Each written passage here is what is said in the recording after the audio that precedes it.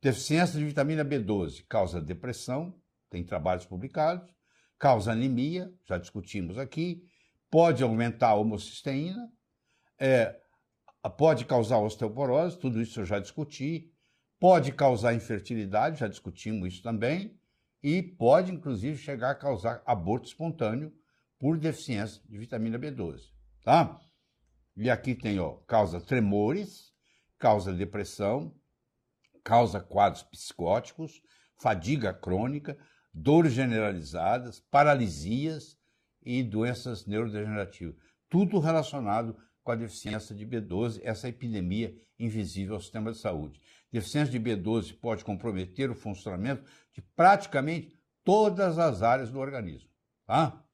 A mielose folicular, a normalidade neurológica causada pela deficiência de B12, tá?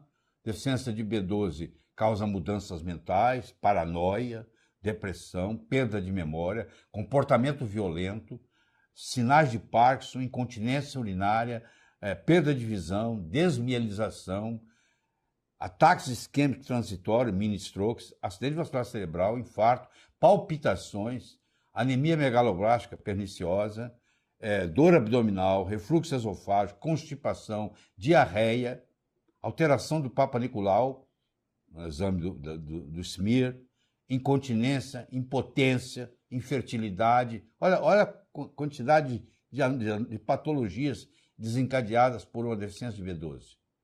E, às vezes, a deficiência de B12 é confundida com esclerose múltipla.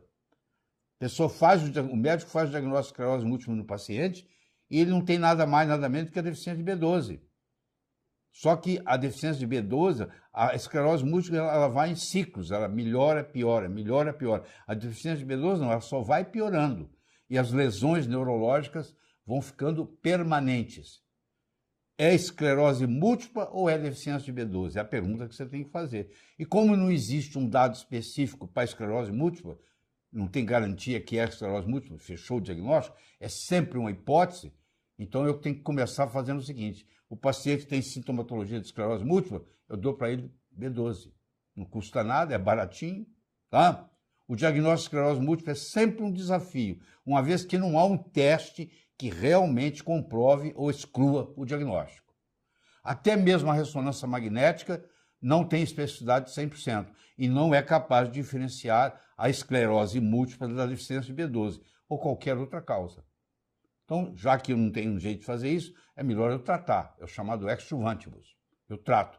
A esclerose múltipla frequentemente tem um padrão de remissões e recaídas, oscila. No entanto, a deficiência de B12 é progressivamente mais debilitante. Paciente com diagnóstico de esclerose múltipla deveria fazer uma bateria de testes para avaliação da deficiência de B12. Avaliação dos níveis de B12. B12 no soro vai de 210 a 980. O ideal é estar lá no quarto quartil, acima de 900, pelo menos 500. O ácido metilmalônico na urina não pode estar aumentado. A homocisteína, se ela tiver aumentado, eu vou dar B6, B9, B12, porque só B12 não baixa a homocisteína. Tá? O holo-TC vai de 35 a 101. O holo-TC é a holotranscobalamina, é a cobalamina mais a transcobalamina, que é a B12 ativa, é 20% da cobalamina no soro. Tá? Deficiência de B12, fácil diagnosticar, fácil tratar, fácil curar. É só você ter ela em mente. Você tem que pensar nela. Se você não pensar nela, você não vai investigar. Vitamina B12 é fundamental na formação da bainha de mielina, que encapa o nervo para ele não dar curto-circuito.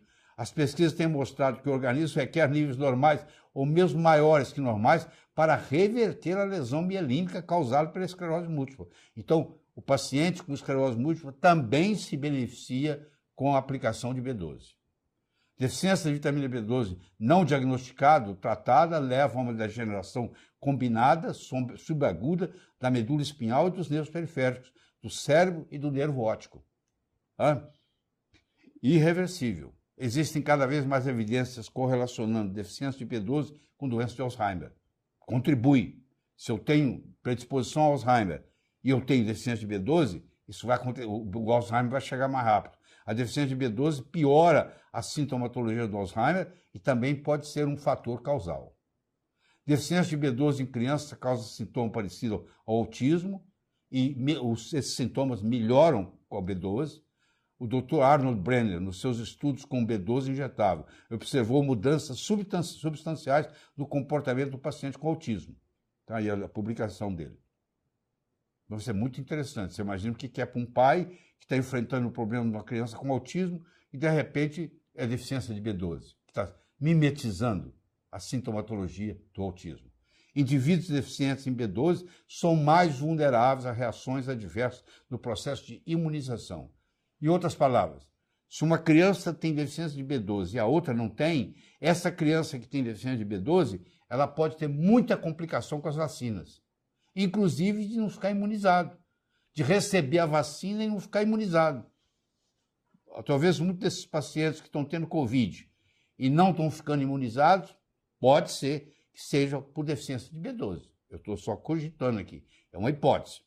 Deficiência de B12 aumenta o risco em qualquer ato cirúrgico, principalmente, eu já disse isso, quando o anestésico for o óxido nitroso. Você, para usar o óxido nitroso hoje, você tem que checar. Eu diria que é bom nem usar, sabe? É bom, isso seria a conduta mais correta, já que nós descobrimos que o óxido nitroso ele faz depressão de vitamina B12 no corpo inteiro, que pode levar até ao óbito, até a morte.